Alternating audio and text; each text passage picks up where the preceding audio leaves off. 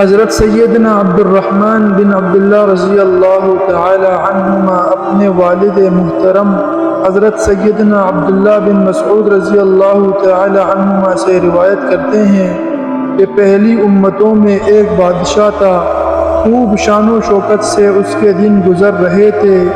ایک دن اس کے قسمت کا ستارہ چمک اٹھا اور وہ اپنی آخرت کے بارے میں غور و فکر کرنے لگا اور سوچنے لگا کہ میں جن دنیاوی آسائشوں میں گم ہو کر اپنے رب تعالیٰ کو بھول چکا ہوں، عنقریب یہ ساری نعمتیں مجھ سے ختم ہو جائے گی۔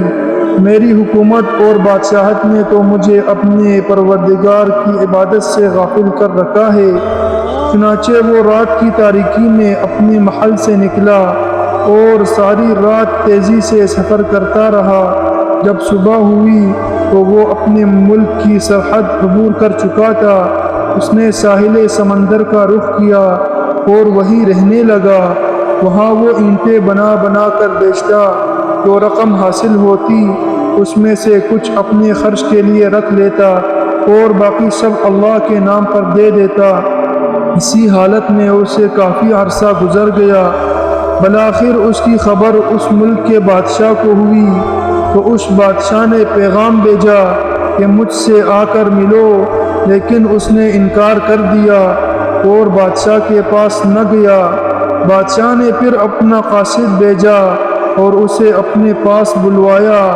اس نے پھر انکار کر دیا اور کہا کہ بادشاہ کو مجھ سے کیا غرض اور مجھے بادشاہ سے کیا کام کہ میں اس کے پاس جاؤں۔ جب بادشاہ کو یہ بتایا گیا تو وہ خود گھوڑے پر سوار ہو کر اس ساحل سمندر پر آیا۔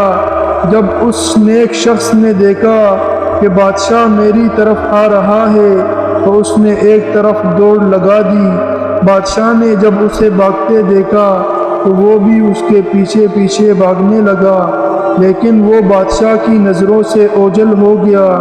جب بادشاہ اسے نہ ڈھونڈ سکا تو بلند آواز سے کہا، اے اللہ کے بندے، میں تجھے کچھ بھی نہیں کہوں گا، تو مجھ سے خوف زدہ نہ ہو، میں تجھ سے ملاقات کرنا چاہتا ہوں۔ جب اس نیک شخص نے یہ سنا تو وہ بادشاہ کے سامنے آ گیا۔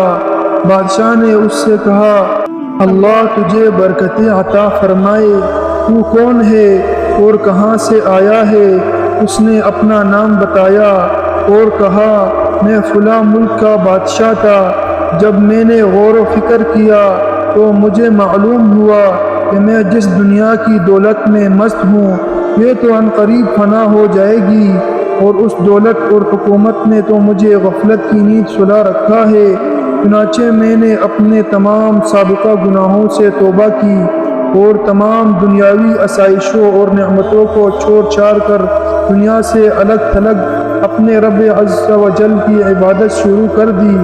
اللہ تعالیٰ میری اس کاوش کو اپنی بارگاہ الہی میں قبول و منظور فرمائے۔ جب بادشاہ نے یہ سنا عطا فرمانا، چنانچہ ان دونوں کا ایک ہی دن انتقال ہوا اور ان کی قبریں بھی ایک ساتھ ہی بنائی گئی۔ یہ حکایت نقل کرنے کے بعد حضرت سیدنا عبداللہ بن مسعود رضی اللہ تعالی عنہما فرماتے ہیں، اگر میں مصر میں ہوتا تو ان کی قبروں کی جو نشانیاں ہمیں اللہ کے رسول صلی اللہ علیہ وسلم نے بتائی ہے، میں ان نشانیوں کی وجہ سے انہیں ضرور پہچان لیتا اور تمہیں وہ قبریں ضرور دکھاتا۔ اللہ رب العزت ہمیں بھی آخرت کی تیاری کرنے کی توفیق نصیب فرمائے، ہمیں بھی گناہوں سے بچنے کی توفیق نصیب فرمائے، ہمیں بھی ایمان کی حالت میں موت عطا فرمائے۔ اللہ حافظ۔